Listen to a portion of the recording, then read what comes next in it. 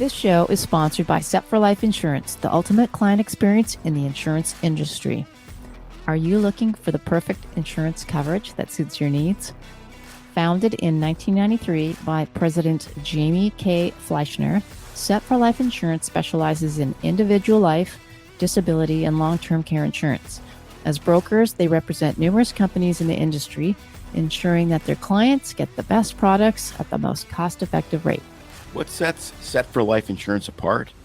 You'll enjoy special discounts, priority underwriting handling, and even exceptions in the underwriting process. So why wait? Contact Set for Life Insurance today and let them be your insurance partner for life. Visit their website at www.setforlifeinsurance.com or call them toll-free at 1-888-553-3559.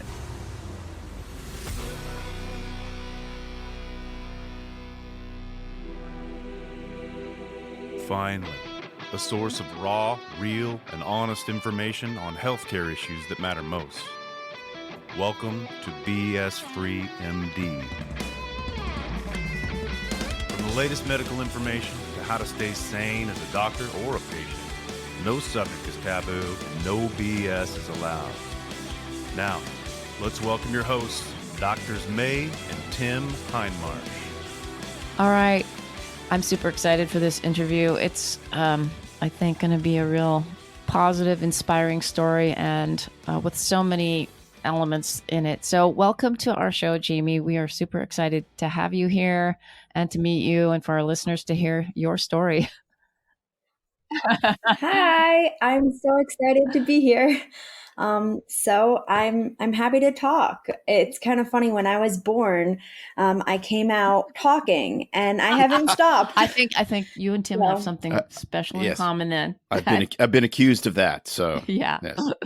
So why don't you start off and tell our listeners, everybody, basically about your background and your story and how you got into skiing and your rise into your professional career and where that took you and what happened. I'd love to tell that story. So I got into skiing when I was a year old. As soon as I could walk, I was skiing because my grandmother was actually the World Cup downhill champion. And my grandfather went to my great uncle went to the Olympics twice, her brother. And so skiing was part of my family. And she actually was in some of the first Warren Miller movies, which is exciting. Wow. And so I started skiing before I knew what I was doing. Just, I could walk, so I had skis on my feet. I love that. And yeah. And then I grew up ski racing and doing gymnastics. And at the time, I didn't really understand about freestyle skiing, and there wasn't really slopestyle and halfpipe skiing at the time. And then actually when slopestyle and halfpipe, so slopestyle is where you go down a run and you do hit multiple jumps and rails and you get judged on your overall impression. And halfpipe is when you ski down a half of a tube of snow and do tricks on either side. And when both of those sports came to life for X Games, they were only males. So only guys could compete in them. And so I didn't do it. But my dream when I was 9 years old, I was interviewed because I actually won state championships in ski racing. And the same year, won state championships in gymnastics. And so I was interviewed, what did I want to do when I grew up? And I said, combine skiing and gymnastics. And so when I realized that I could do that, and I started freestyle and I went to the water ramps and I learned front flips and back flips really quickly. And I stayed living at the Olympic Training Center in Lake Placid, New York, right away to be on the aerial team. And then I started slopestyle, and I loved the creativity of what slopestyle gives you. And very, very quickly, I started competing across the U.S., internationally. By the time I was 17, I actually competed in the first ever Junior World Championships in New Zealand for slopestyle skiing. And I had a talk about with the International Olympic Committee about why they should add slopestyle skiing to the Olympics. And I happened to win that year. So it was really exciting. And my life was taking off on my ski Wow, career. that's incredible. I'm so I want to know, can you throw in some info on who your grandmother was and your uncle, in case our hardcore listeners or know who they might be? Yeah, they're the Mackenber Okay. Okay. family. Do you know who those are? Tim No, watches a lot of Warren Miller movies, or we used to anyway. yeah, no, it's thank you for talking to the Olympic Committee, because it's about time we got some cool sports in the Olympics. And I was super excited to see I love skiing. It's probably my favorite sport of all. After when we're done interviews, we have another interview today. I'm going to the lake to water ski, and I and then Oh, I'm going to try to fun. get one more day of downhill skiing this year, because Mount Hood is open all summer, and we live in Oregon. So I'm sure you've been there a million times. So I can't wait to Yeah, ski on that big, usually massive piece of corn. It's just awesome. he's usually got skis attached to his feet, either water skis or snow skis as well. So that's pretty awesome. So wow, by the time you're 17, you're winning, and then take us from there after the competition in New Zealand. Where did things go next with your career? Well, my career got really busy and I was traveling around the world competing at different competitions. And I went to the X Games. And in 2013, I actually became the first woman in the world to double flip at the X Games, which was really exciting because of my gymnastics background. I had done it on the trampoline and done it on the water ramps. So I felt ready to do it and I did it. And it was really exciting because one of the things that you hear about, but you don't really like understand until it happens to you, is there were so many people who said, oh, girls can't do double flips. Girls don't do double flips. And then I did it. And then 2 years later, I actually had my life changing trauma doing a double flip. So do you want me to talk about Well, that I want to know, did right they name now the or double flip after you? Ah, no? that's They not fair. didn't. They're always naming all this tricks and in not just, I don't know a lot about skiing and snowboarding, but summer, winter games. It seems like so many people have tricks named after them. So that's a Well, or they just name them Yeah. some random name. yeah. Like, why is a grab a Japan grab? I understand a future spin, because it's the degrees of rotation is more than the year Or that you're in. Oh, Okay, right. that makes sense. I yeah. understand a zero spin, like when Henrik does those backwards jumps and does nothing, which absolutely looks horrifying to Yeah. me. I would think that would be more disorienting than spinning, but I don't know. My son does the free skiing stuff. I usually just take the pictures. So some of these I understand, but some of the names just seem very random. So it's too bad that you didn't get to name it. Yeah. Like Yes. mute grabs. Yeah. So I didn't name it because people had already done double backflips and it was pretty simple. It's just like a double backflip. However, one thing about names is that since I was a child and I was like 2 years old, I climbed up the drapes in my living room. And this actually started before I was 2 years old. Like immediately, my mom started calling me her little Mo Crazy because my birth last name was Crane Mosey. And the Mosey was French, and she would call me her little Mo Crazy. And then when I was climbing the drapes, I got stuck at the top, and she came running out and saying, my little Mo Crazy. And that name really stuck. And then it continued to grow with all of my competing. I would do Mo Crazy tricks. So the announcers would say, Jamie Crane Mosey, the Mo Crazy is now on course. So that did kind of help solidify that name as Mo Crazy even stronger because I was doing Mo Crazy things. And then actually this past May, so May of 2022, I got married, and at my marriage, my husband and I decided that I legally changed my last name to Mo Crazy. So I am now my name on my license and my passport is Jamie That's Mo really cool. Crazy. Oh my goodness. So I love it. I can I'm take it out having of like an Alice quotations now. Cooper flashback, which is great. That's awesome. I love it. Yay, Mom, for starting that trend, right? And look at how far it's come. That's amazing. I'm just thinking, you were one of those climber kids. I remember babysitting kids that used to climb. Well, I remember I had to run into work, and we had one of our friends babysit my son for a short period of time, and he was taking a nap, and I don't know, he was probably 8 months or 9 months old, and she calls me and she's freaking out because he climbed out of the crib, and she just heard this massive crash, ran upstairs, and I just said, "Is he crying?" She's like, "Yes." "Is he moving everything?" "Yeah." "Okay, you don't have to." I said, "Don't worry about it. Other than if he doesn't get into Stanford, I'll know who to blame." So we experienced the exact same thing in our house. So, let's see. You let's go back now to what happened. I mean, you were talking about things are going along, you're winning events, and you're competing throughout the world. And take us back to 2015 and tell us what you remember or what happened, all of it, as far as the accident that happened when you were competing. Yeah, well, it's interesting that you brought up tell me about what you remember, because the truth is I remember very little of what Right. I'm going to tell you.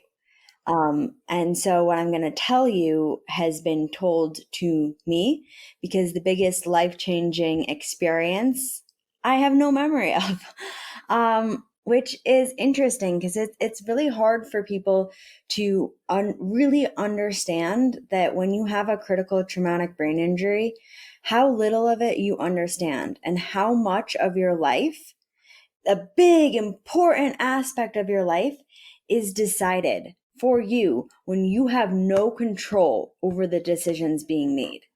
And so it's important that you have resources and you have advocates for you, because when you go into a critical traumatic brain injury, you are not making any of your decisions, which is why I'm so incredibly lucky, as you're going to hear, for my family, especially my mom, Grace Mosey, who goes by the nickname Fruit.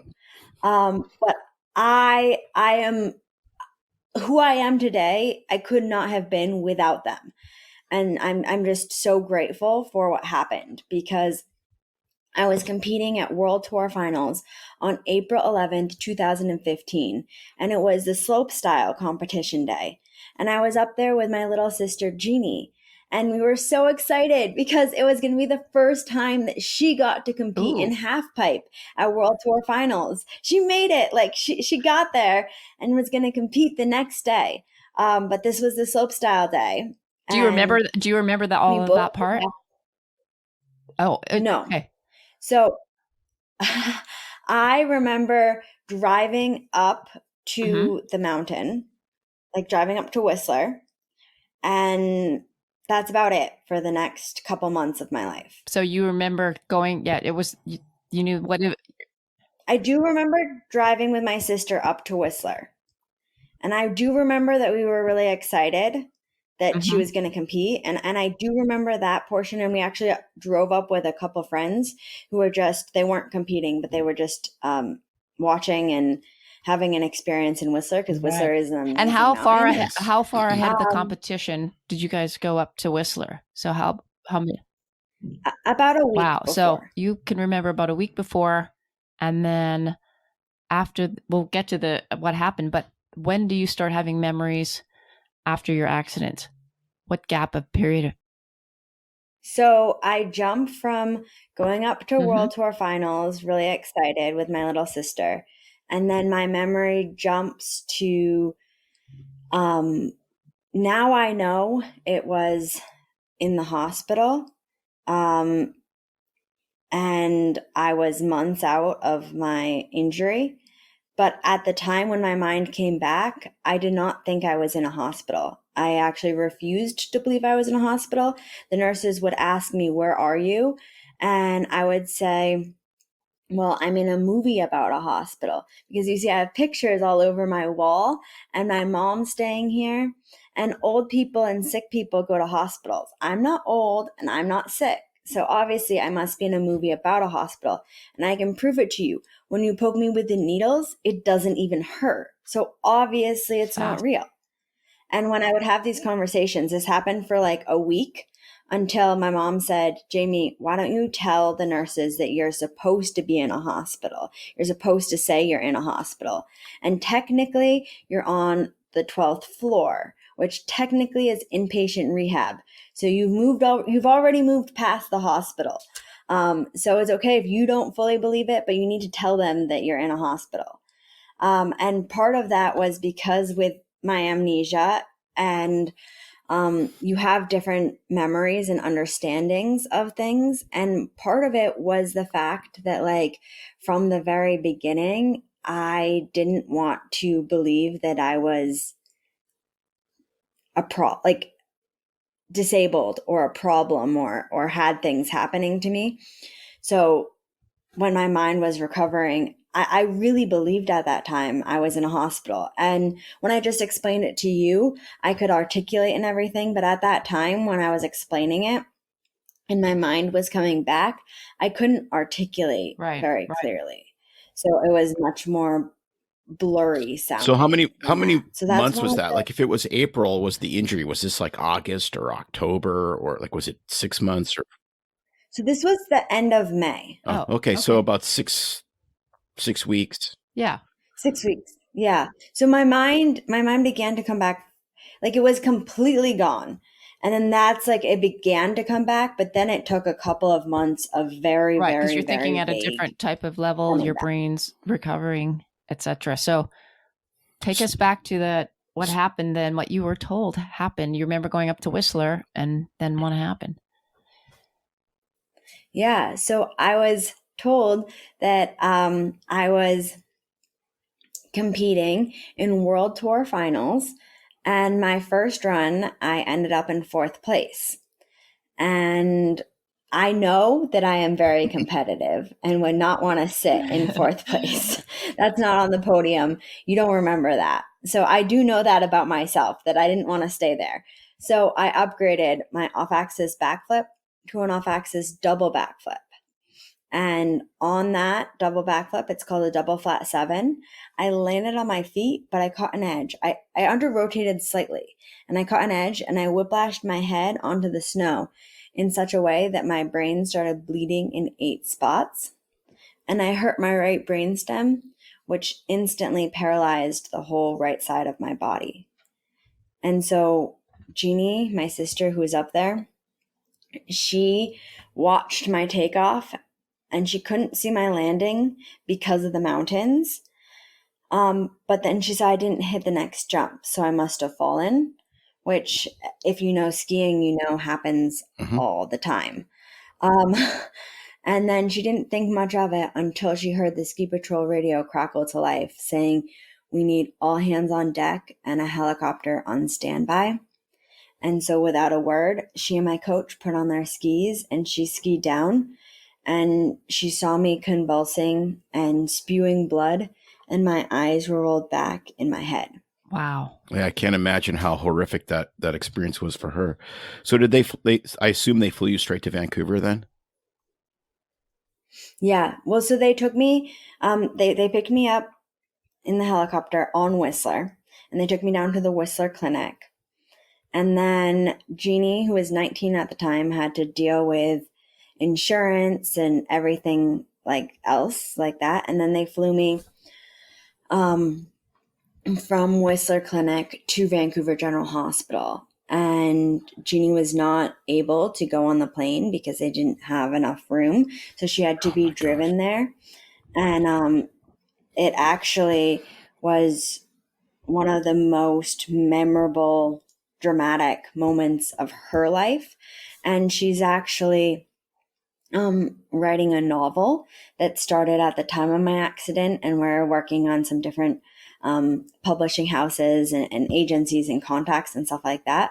But so she has a novel from her point of view of this experience. And so it starts out with her point of view and my crash and stuff. It's pretty dramatic. And then the whole drive to the airport, or not the airport, the hospital, the whole drive to the hospital, she's having all of these memories of us growing up together. So you kind of learn about our history and like what brought me to that point, and fall in love with the characters of the book. Oh, that's brilliant, because it's amazing. We've obviously given very good and very bad news to patients over the last 30 years, and the hardest thing for humans to process is uncertainty. And I have driven that that drive into downtown Vancouver from Whistler, honestly, hundreds of times, and to sit there for an hour and a half in that kind of uncertainty would be just torturous. Are you alive? Are you dead? Are you ever going to speak again? Are you like on and like every single scenario? And so that's trauma in itself right there. Yeah, but the beauty of this is that she's actually taking something and making this horrific event something that is super creative and something that can touch other people, which is just awesome, because so often people have events like this and it just destroys them and they're addicts or who knows what. So this is really positive. We'll make sure that when that comes, let us know.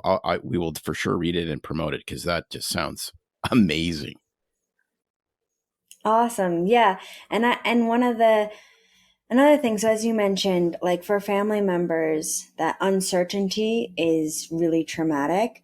And then also Jeannie was at the event and she experiences it. So then the book goes through when she's in the hospital and the first couple of days. And one of the things that happened was on my arrival, within the next 24 hours, my dad had arrived, and due to complications, my mom and my other younger sibling hadn't arrived quite yet. But they were all coming. So everyone in my family, so I had 2 older sisters and 2 younger siblings, and both my parents, they flew to Vancouver actually to say goodbye to me. And when my dad was there with my sister, the doctor, Dr. Mapinder Sikon, and I have amazing things to say about him because he's very forward thinking, and that's very needed in the medical field because they are such important people, but sometimes they can just go by the textbook and forget that while it's another day in the office for them, it's a person's life that they're dealing with. And so Dr. Sikon had actually just come back from Cambridge, England, where he had learned about an oxygen and pressure intracranial monitoring system that I became the first patient to use. And so when that happened, and he believes the first patient in North America to use, my dad and Jeannie had a conversation, and they decided that I would test it out. And I was the first live patient to receive that procedure. So that's some of the things that all happened without my knowledge. And the success rate for critical trauma cases at Vancouver General Hospital increased by 33% after my care. And part of that was because of the brain bolt. That's the common term for it. And also Dr. Sikon will say what they did and the protocol that they changed for family involvement after my case. Wow. I want to pause right there, because that is a critical piece to the puzzle.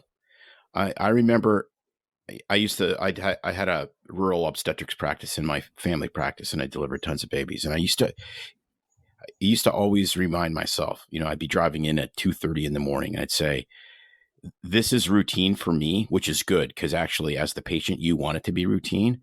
But for this family, it's the only time they ever get to have this baby. So never forget that. And it's just patient advocacy. I think of those intense moments in the ICU or in the delivery room, and how much we as healthcare providers depend on family members to get information, to comfort the patient, to be there. It's just so critical. And it's one of the sad legacies of what we went through in the last 3 years is this lack of patient advocacy. It's critically important. And so it makes me very encouraged to hear that implementing not just medical technologies, which of course we all love, especially in the trauma world, but protocols that actually help patient advocacy, because that is a massive piece to the puzzle. Huge. Yeah. And patient advocacy is so important. And a lot of the family caregivers, just in everything, but specifically for brain injury recovery, they want to help, but they don't really know how to help. And they don't know that they can do some things. Like, for instance, my mom, she had a master's in psychology when she arrived, and had studied early childhood brain development, and nutrition. She had a certification in nutrition, when she arrived to take care of me. So she would do things like talk with the doctors and ask if they could put probiotics and fish oil in my feeding tube. Those are both things that have been proven to help brain injuries heal, or any sort of your brain heal. And they aren't supplied on a regular basis in the feeding tube. But the doctors were fine with adding that to the feeding tube because my mom had asked. And most family caregivers don't know that they can ask. And so Mo Crazy Strong, our nonprofit, we actually give a lot of consultation and advice to family caregivers. And we worked with a family this past winter, and it was a child, and they were in a coma, and they were unresponsive. And the family would not talk to them, would not touch them, until we started talking to them about how they could gently pet them, and how they should play their music for music therapy that they like to listen to, and read them some stories that they loved to hear growing up, and things like that. And then after they started doing that, the next day was when they were holding the daughter's hand, and the daughter responded, squeezing back.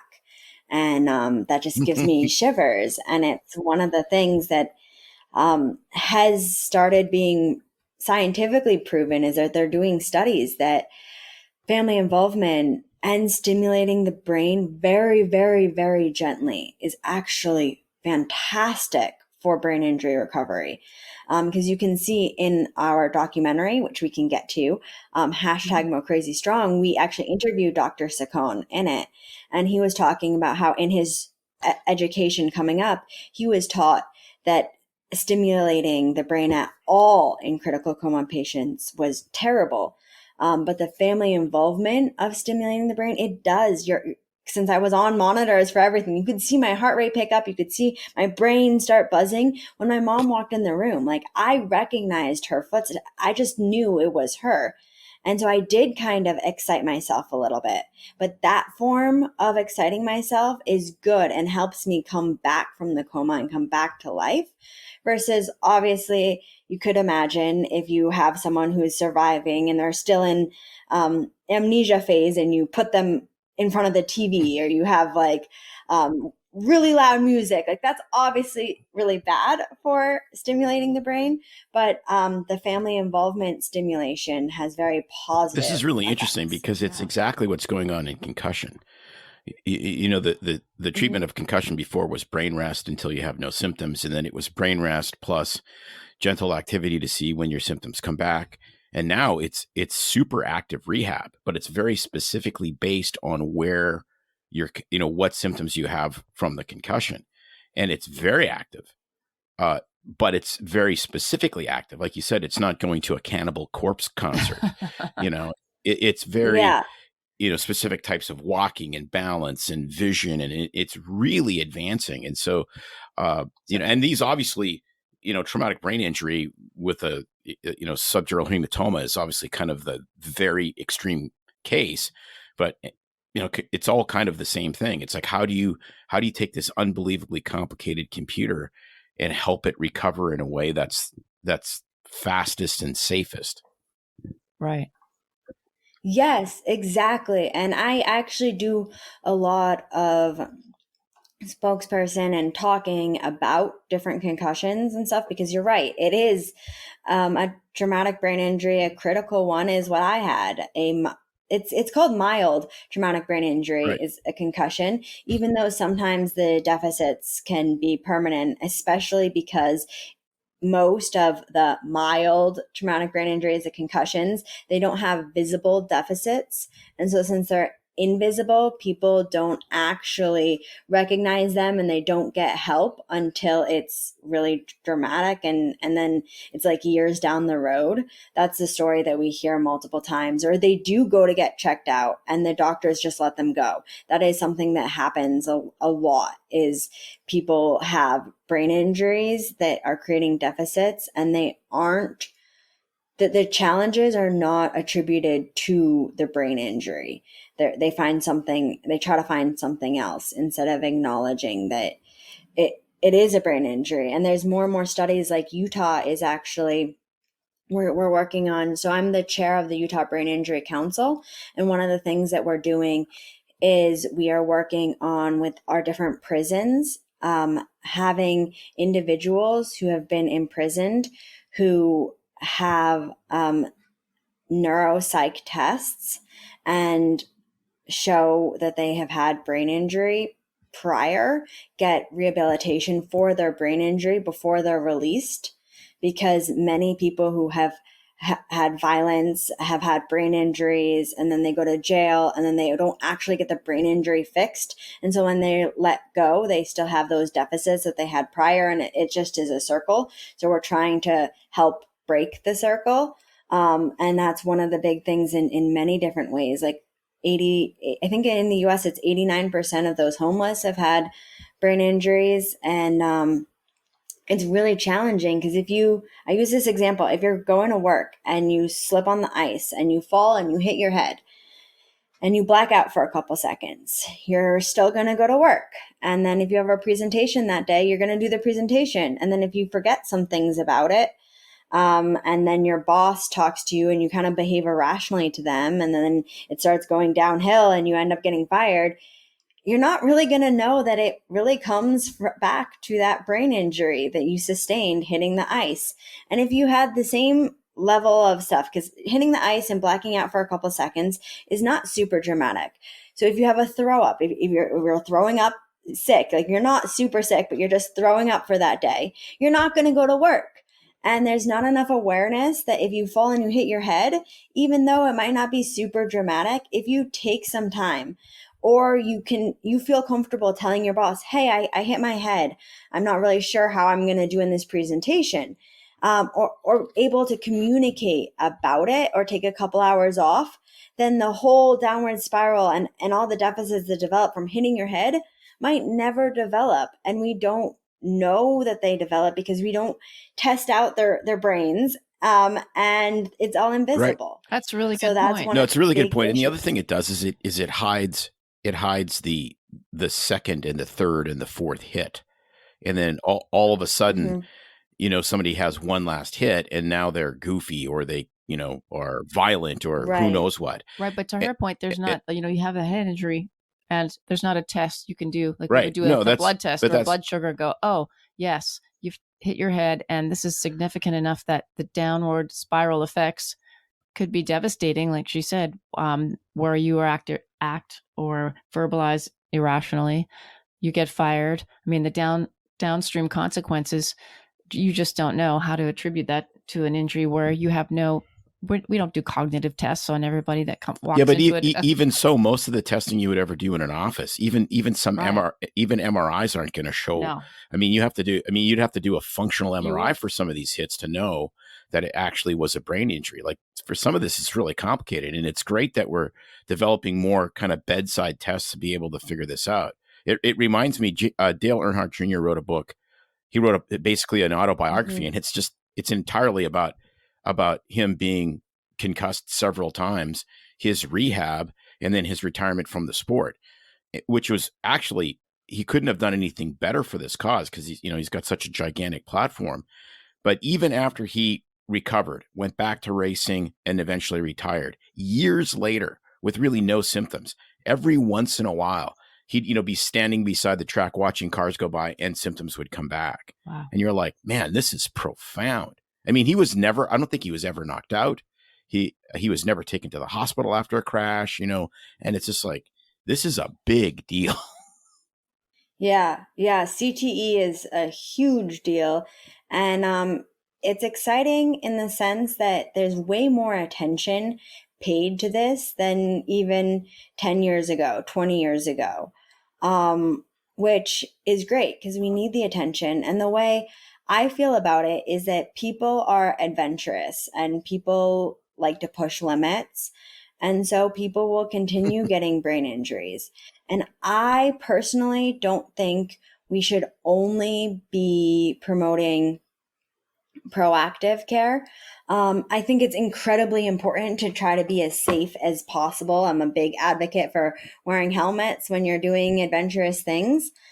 But the next step of as soon as you get any form of brain injury, from as mild to as critical, what are the steps that you take? What happens immediately so that the family members and the employees and everybody has an idea. So if somebody says, I got a brain injury, they can say, okay, why don't you take a sick day? Or like, here's a little bit of time, or whatever it is. Or don't send your child to school if your child is skateboarding and falls and and slides off the skateboard and hits their head hard, and black out for a second. Don't be like, oh, they got to go to school. Just being able to find like the awareness. So making the awareness. So once you sustain a brain injury, there are immediate steps that you can take. And exactly like what you were previously talking about, and I do a lot of talking about this with concussions, like it was previously thought that you should go into a room, a dark room with the lights out and no sound and lie there. And we know that is actually doesn't help you heal, and you need your blood flow, and the blood flow to your brain helps your brain heal. So you need to do things like go for a walk outside, nature therapy. But we're just so in denial about this Well, I think issue. what you're saying is we're also, from a medical point of view, is I know that what we got, where we were and how we got trained, and things change over time, like we talked about. But even still, having done urgent care for the last 10, 13 years, things change back and forth. And I think a lot of doctors on the front lines, healthcare professionals, not just doctors, are at a loss. And they're like, oh, you look okay. Your pupils are fine. You're mentating and saying words. I think you're all right. Just don't do any physical activity if you're getting a headache. And then the rest of it, we just don't know what to even counsel or say. And so hopefully, I'm hoping, as we talk about this more, that there is more awareness, there's more protocols and resources for people on the front lines, coaches at schools, teachers that work with kids that see this happen, medical providers, and then of course parents, to be able to access and advocate for their family members, kids, and say, no, this, like we do with stroke now. Before, we've come a long way with stroke protocol and heart attack protocol. But brain injury, I think we still have so far to go, because as medical people, we stink at it.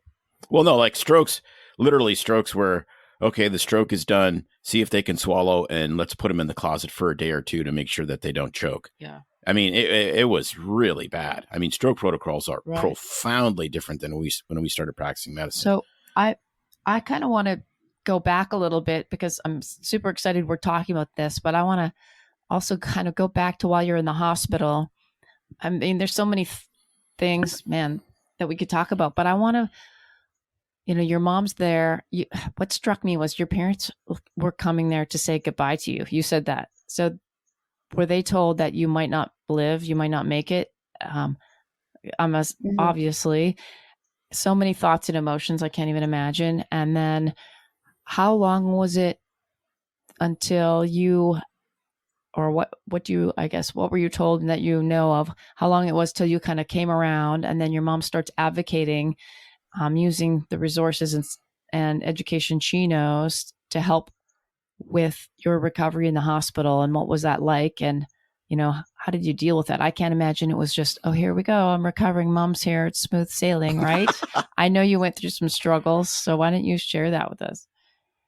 Yeah. So I was in a coma for 10 days. And I actually was transferred in the coma on a medical Learjet from Vancouver General Hospital to Intermountain Medical Center in Utah. And when I was being transferred, I was still in a coma. And then one of the things, I had a secondary insurance company that helped with that transfer, which was amazing, called Global Rescue. And one of the things that people don't know and is portrayed in Hollywood a little bit differently is when people are in a coma and then they just open their eyes and they're like, "Hey, what happened? Nice to see you guys."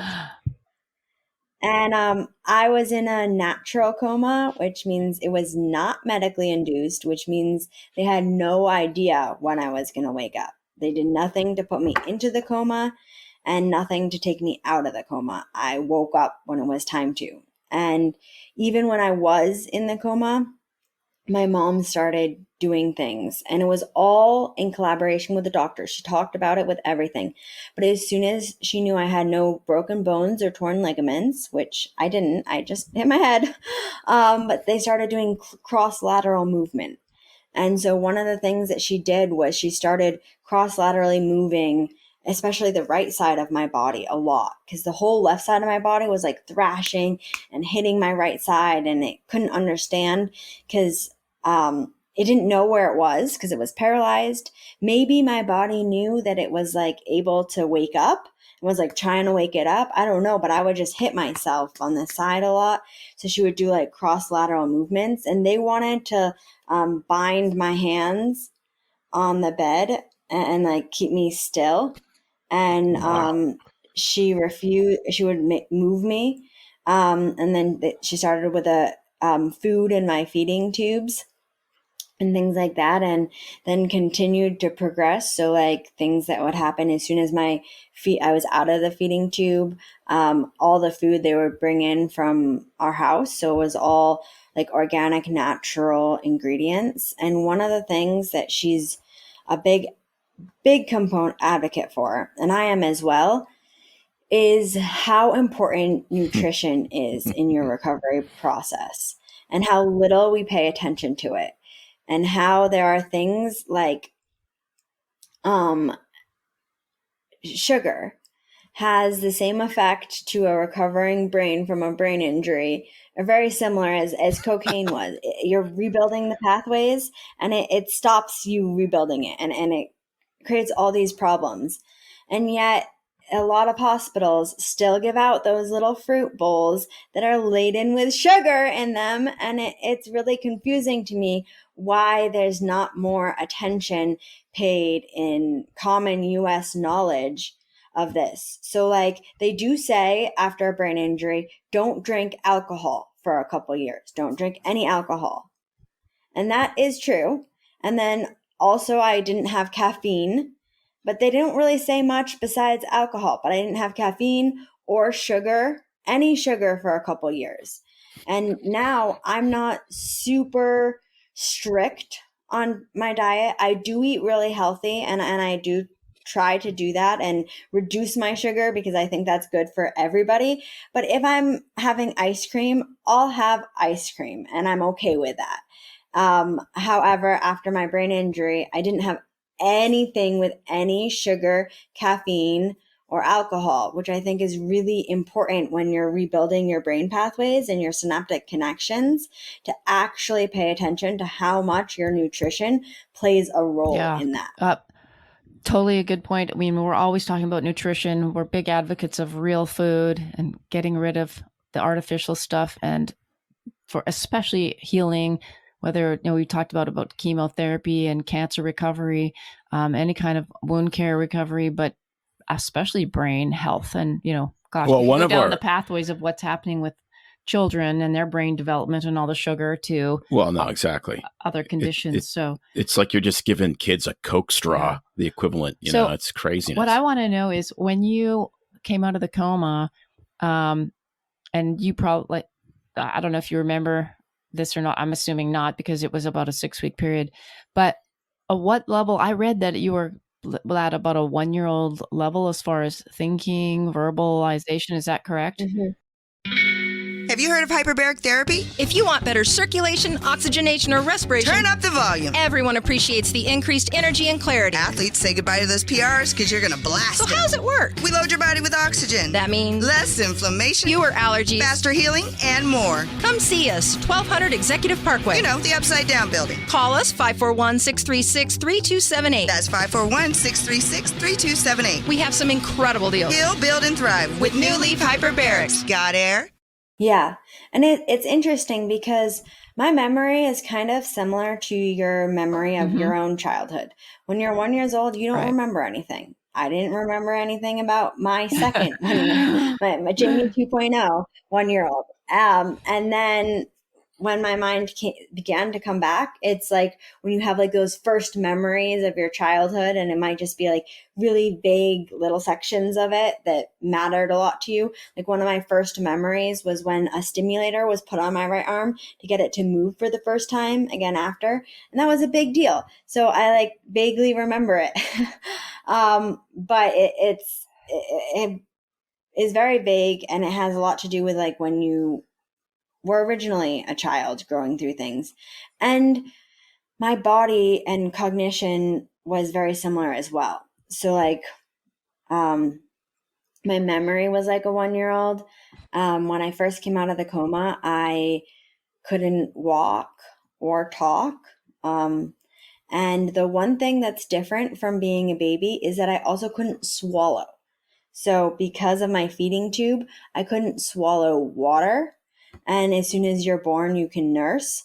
But so it took me a couple weeks actually to relearn how to swallow a full glass of water. And when you first start swallowing, you do thicker substances. So like I couldn't do water.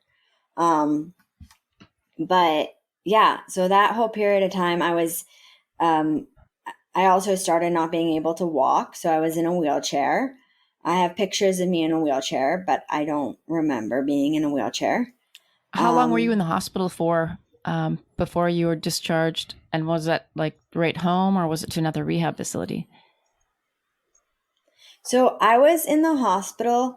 It was actually like around 7 weeks.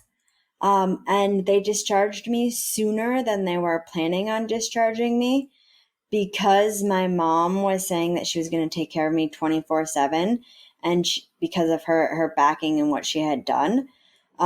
So they said that it was fine. And as soon as I was discharged, I was living at home, but I was never in a room by myself.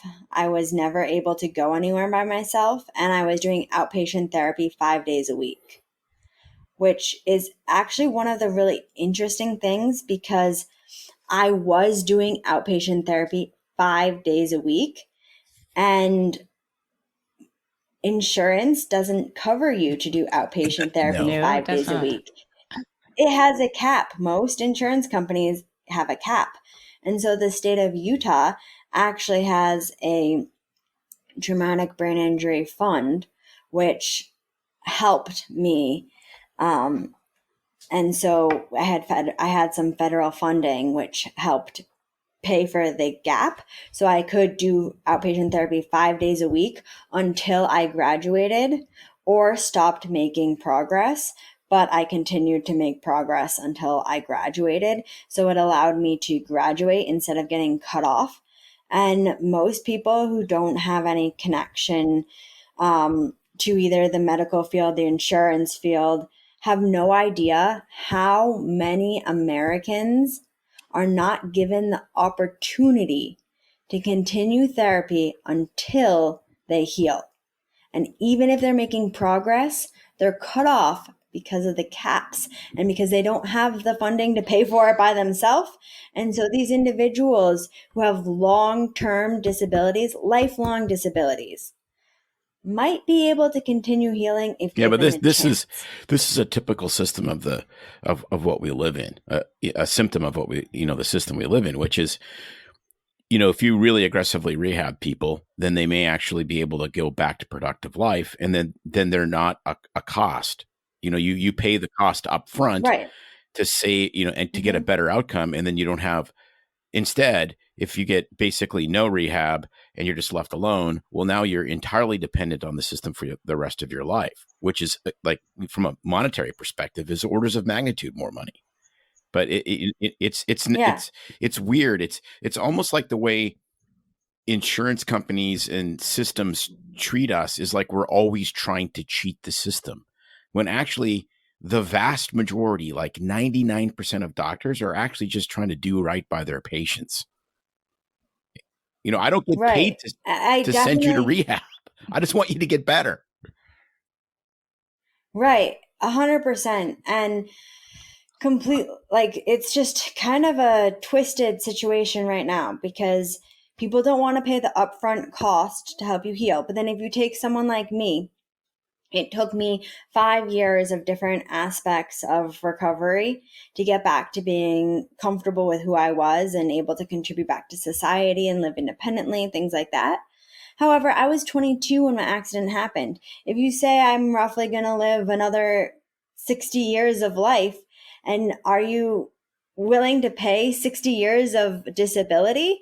That actually costs way more than the upfront Absolutely care. right. But one of the issues is that the insurance companies cover the upfront care, and then the federal government pays for the disability. And since they aren't the same, it's hard. Like, that's one of the things I'm actually trying to talk with and promote to insurance companies, that if an insurance company pays for a complete recovery, hopefully it will help make them seem more positive and get more stuff. Because the issue with so many things is it comes down to the monetary return on investment and things like that. And if you're only having to cover some of the upfront costs, but then if they become permanently disabled, you don't have to pay for it, what is the incentive to fully cover it is one of the issues. And yeah, and that's one of the things we're trying to do, big advocate. So we actually screened our film, #MoCrazyStrong, our short documentary, which tells my story and our family's involvement and protocol changes in integrative medicine. And we screened it on Capitol Hill this past March 7th in front of TBI policymakers and legislature. And we were introduced by Congress member Bill Pascrell, who has founded the Congressional Brain Injury Task Force, which is great because we need to just raise more awareness that the opportunities to recover can happen if we make some changes. Because my older sister actually went to Georgetown Medical School. And while she was there, she was taught that after a brain injury, if you're over 26 years of age, after 2 years, the deficits are permanent. Because about 20 years ago, our understanding of rewiring your brains was that it only happened in the cortical stages, which is like your birth. And so you can only do it as a child. So your brain injury does create permanent changes in your brain that you can't fix. Now we know that it does create permanent changes in your synaptic connections, but we all have trillions of them, and not even Einstein uses close to half of them. So we can rewire our brains to still be able to get to the end destination by using neuroplasticity. So now that we have that belief that you can have a recovery, we need more and more people to make a voice that you can have that recovery, because too often doctors are still putting ceilings on top of people's recovery by telling them this is where they'll get to. I mean, I was told by some doctors that I was definitely never going to ski again. They weren't even sure if I was ever going to walk again. And I was never going to live independently. And I would always have cognitive deficits. And to get past that is really challenging. And if you are not somebody who has previously done things like been told that you can do a double backflip and done it, you're probably not going to try to break through those glass ceilings that get put That's on absolutely you. true. No, it's absolutely true. I mean, this is rewiring my brain, by the way. Well, I want because this is so many things that we've already discussed with other people, and it comes together in this unbelievably great narrative, story, like your life. the importance of diet, the importance of the microbiome, the importance of not just listening to medical orthodoxy, but pushing the envelope, which, And your original, advocating for your family and yourself. yes, your original, trauma physician did. Patient advocacy, like all of these things, they're just critically important. And the system just gets so bogged down with do what you're told. Here's the protocol, read the algorithm. And man, there's just so much more to it than that. And it's exciting. It's exciting to see the living, breathing proof of that in what you have experienced. Yeah, and that's actually why my mom went back to get her PhD in mind body medicine with a focus on traumatic brain injury recovery, because she wanted all the things that she had done with me to be scientifically proofed and peer reviewed. And we believe in that stuff. So we wanted for some of the work that we do with our nonprofit, Mo Crazy Strong, to be sharing this idea and why this will work for other people besides just me. Yes, I have a miraculous story, but my miraculous story can be repeatable. And we have worked with other families who've had similar stories and similar outcomes, which is miraculous because they followed some of the protocols and steps that we guided them with. And so that's one of the big things. And then working on advocacy, talking on Capitol Hill, I went back and a month later to speak to the American Medical Rehabilitation Providers Association, their annual spring conference, where I was talking about integrative medicine and this belief on brain injury recovery, because it is a belief. And a couple of the people were talking about how they are starting to work on in their hospital covering like psychotherapy, like mental therapy when you have a brain injury, because one of the biggest deficits is depression, because your emotions are in your brain, and your life has changed with a brain injury. And then also working on Reiki and massage and things like that. So there are people taking some steps, but it's just like, okay, it's cool if like one hospital is doing that, but we have like 600 different hospitals that aren't. And should your care really make such a difference where you are located? And that's one of the big things that I talk about, because right now only 28 states in the US have any form of federal rehabilitation for traumatic brain injury in outpatient and community services.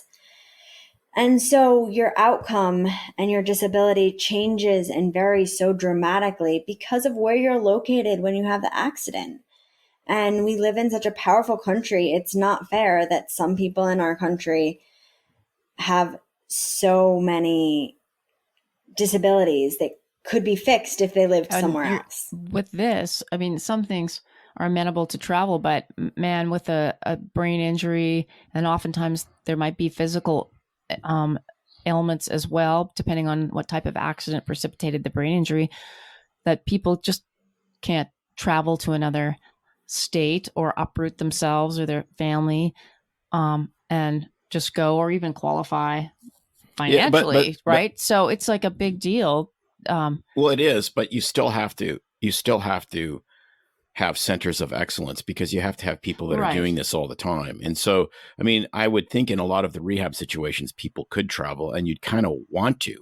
I mean, you can't, Wyoming has what, 400,000 or 800,000 people, doesn't even have 1 million people. So it's like, it's not like you're going to be able to train professionals in a situation like that and have them stay current.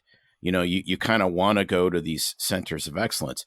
I think the thing that's disappointing to me after I read Earnhardt's book was there was like 2 centers of excellence for concussion therapy, whenever this was 10 years ago when he was going through it in the entire country. And there was really one guy, one neurologist that was heading all of this kind of therapy. And I'm like, it's not that hard. Like, I mean, we got 335 million people in the country. You'd think we could do a little better job. Yeah, and I do understand what you're saying about Center of Excellence, because you're right. every single place across, like, the US is so big. So I do recognize that, but I do also think that whether it's rehabilitation, and then after your rehabilitation, brain injury recovery just takes so long that every state should have some amount of federal funding to be able to support you.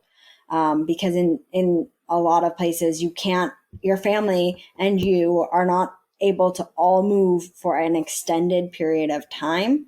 So even if you can move for some of your acute care, or you can do like a program for a while, there's still going to be more of a recovery beyond So that. you did rehab in some way, shape or form. You said for 5 years. So how much of that thinking outside the box could be done with telemedicine or teletherapy? Or, I'm thinking of, we grew up in Saskatchewan, May grew up in northern Manitoba, which is even more remote. I mean, these are really remote areas. They play a lot of hockey. Kids get the living stink hit out of them. The city I grew up in now is about 300,000. So they have centers of excellence for all sorts of stuff. Where May grew up, there's maybe 6,000 people that live there now. So how much of this at-home recovery could be done remotely? I would say a lot of it could be. The issue is just in my care. Well, I also had a very educated mom, but beyond the outpatient therapy, and she started giving her therapy, like relearning algebra, and I would like take sand, and I would for my dexterity in my hands and things like that. So she started right away, but a lot of people don't know. And so, yes, even if you had like a once a week telemeeting, that would be a great idea. And we can do it visually, face to face, and you can just have some ideas. I think that would be a fantastic idea to do a lot of it telehealth. And right now, a lot of it is just so fragmented. Sounds that way. Yeah, so there's a lot of people that have reached out to Mo Crazy Strong, and any of your listeners who know someone who had a brain injury or anything like that, you can reach out. But we do some consultation and like talking about different things, or like talking about health food. Because a lot of people don't even know that they could do these things, and they don't know who to reach out to. So one of the things we hear all the time is there's no roadmap. Once you graduate from the inpatient critical rehabilitation, there's no roadmap on what to do forever. And there's no understanding that you can continue healing and you can get back to contributing to society. Like that it's not really shown that you can have a recovery. Quite often, and this was something that happened to us, one of the first conventions that we went to for brain injury recovery when I was a couple months out, all the speakers were talking about all the problems they still had 30 years down the road, and how it was all brain injury, and you had to accept that your life was going to be worse. And that was the idea of it. And I didn't want to accept that my life was going to be worse. And I think that my life is amazing. I got married on the top of Whistler to the love of my life. Like, I have a great life.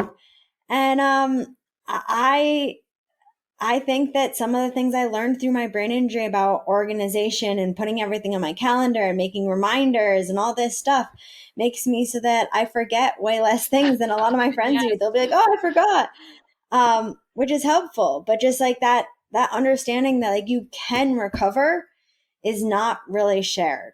And the people who have full recoveries don't stay that involved.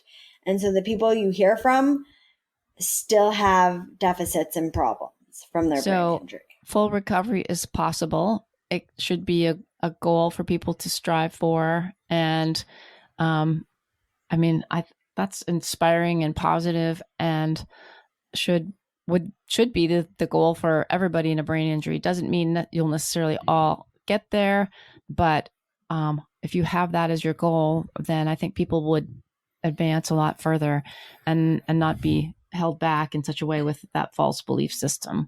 Can you, why don't you, we talked a lot about Mo Crazy Strong and the website, which we'll share, but you guys have all the stuff that you're doing, is the biggest purpose to really help be advocates for family members and people that have gone through traumatic brain injury, and to offer advice and support for them along the way? Or what else, other than, going to Capitol Hill, are you involved in? Well, one of the biggest things that happened was quickly when I was still recovering, people started saying, "Oh, well, Jamie's so lucky." And I was incredibly lucky. However, you can be too. And so that's why we started sharing, and we started working with Dr. Saccone and like guiding some of the patients he works with, because sometimes we can tell the family members to ask for things that the doctors can't tell the family members to ask them for. And so we just wanted to share, because that I was lucky and you can be lucky too. And here's how. And even if you don't make a full recovery, you can recover back to a life you love and a way you love to be living. And so that's what started Mo Crazy Strong. And so we're into advocacy. We went to Capitol Hill. I'm a board member on the Utah Brain Injury Council. Like I said, I'm actually the chair-elect. So beginning of August, I'm teaching a peer-centered program at the Utah Health. And so that is for people who work with patients, to see them as people instead of patients, with people with dreams and visions and likes and dislikes and favorite colors, which is a big push that a lot of people are making in the medical field, is to take away like the dry, like white walls, routine, but seeing everyone as a person. And we also produced our documentary #MoCrazyStrong, which tells this story in a short format. It's a short documentary. And the reason we chose for it to be short is because it has like the same arc that you see on a lot of Hollywood movies, with the start, the tragedy, the ending, the happy ending. And it's short so that we can follow it up by speaking or panels, which we've done for a couple of different private screenings. So right now we're doing a film festival tour. And so we have been accepted to 6 different film festivals, and we have one more coming up in end of July in Maine, Outdoor Film Festival. So that's exciting. But we went to Big Sky Documentary Film Festival. We went to Mountain Film Festival. We've been very pleased with our festival run, and everyone we talk to in the audience has direct stories that they can share about how brain injury affected them. And one of the things we hear most common is how they never really felt like they should really acknowledge the challenges that they got from their brain injury, and that if they acknowledged the challenges, they could fix the challenges. And so those are just some concepts that we keep hearing at the film festivals.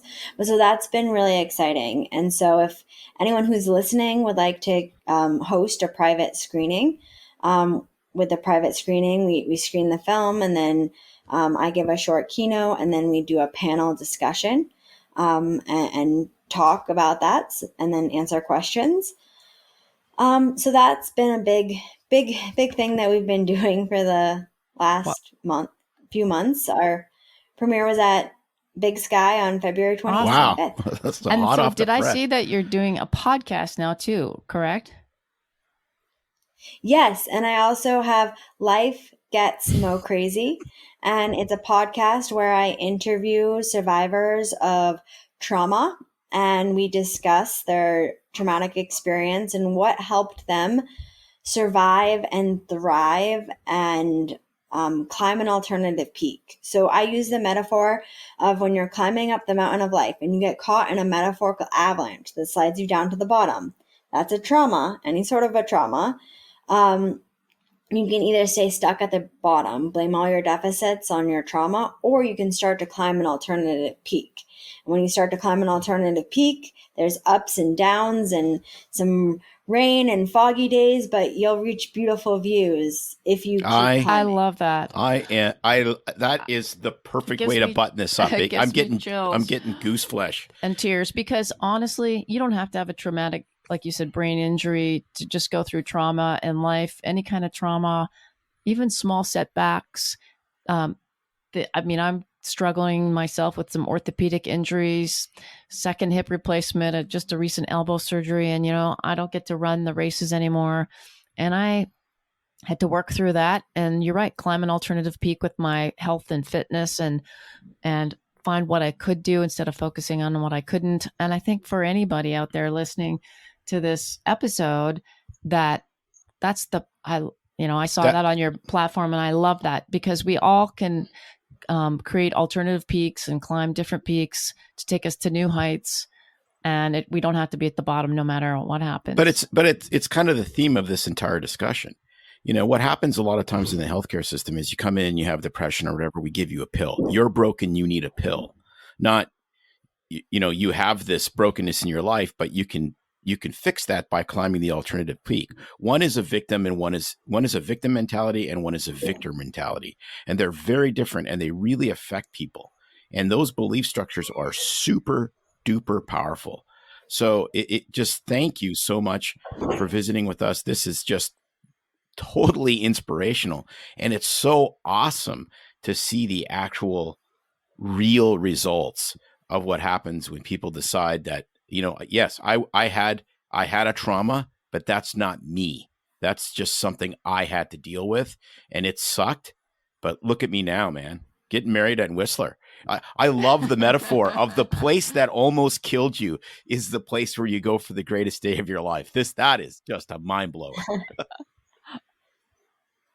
Thank you. It was an amazing experience. So I loved it. Definitely link the website, the podcast, and you want to share with our listeners where else they can follow you on social media so they can keep up with what you're doing? Sure. Yeah. You can follow me on Instagram at Jamie Mo Crazy, JAMIEMO CRAZY. And you can follow us on Facebook at Mo Crazy Strong, MOCRAZYSTRONG. And that's our website as well, mocrazystrong.org. Perfect. I will definitely link those. We will share that. And such a great story. I'll just let you have the last word. And what would you say to people to sum up, when they're going through these hard times, brain injury or not? Any parting advice? Kind of what we talked about, climb the alternative peak. And even if you have hard days and struggle, it's so easy to compare ourselves on social media to everyone else. And you always seem like you're in a competition with other people, but really focus on what gives you joy in your life. Because, what's the point of being alive? The point of being alive is to being happy, and what makes you happy, and do the little things that bring you joy every day, whether that's walking your dog, cooking your food, taking a bath. Just try to really focus on doing something that makes you smile. I love it. I'm going to try to remember that every day too. Thank you so much for Yeah, I forget all the time. But I get reminded. My husband, actually, that's one of the things he does. He reminds me, he's like, well, a really good motivational speaker once said this, or I heard about this, which is kind of funny, but it works because we all have to be reminded. So don't feel bad if you feel upset. Everyone's going to feel upset. Everyone, especially if you encounter a trauma, you're going to have struggles. You're going to go through depression. It's okay, but just find things to get out of it. Climb the alternative peak and move on with life. Perfectly said. Thanks again, Jamie, for being on our podcast, taking the time out to share with us and our listeners the story and what you are doing. It's so amazing, and we can't thank you enough. Thank you so much. I had so much fun talking with you guys. All right. See you next time. No matter what your insurance needs are, Set for Life Insurance has you covered. They're a nationally recognized leader in disability, life, and long-term care insurance, serving clients across all 50 states. Their dedicated team specializes in assisting medical residents, physicians, dentists, business owners, and other high-income professionals. It's no secret that medicine is a bit, uptight. That's why Tim and I created BS Free MD, to mix things up a little and have fun in the process. Besides, we are having these exact same discussions all the time, so we thought we might as well invite everyone to the party. If you really like us, you can get plenty more and maybe see one of Tim's cool tattoos on our Instagram or Facebook pages at BS Free MD. See you next time.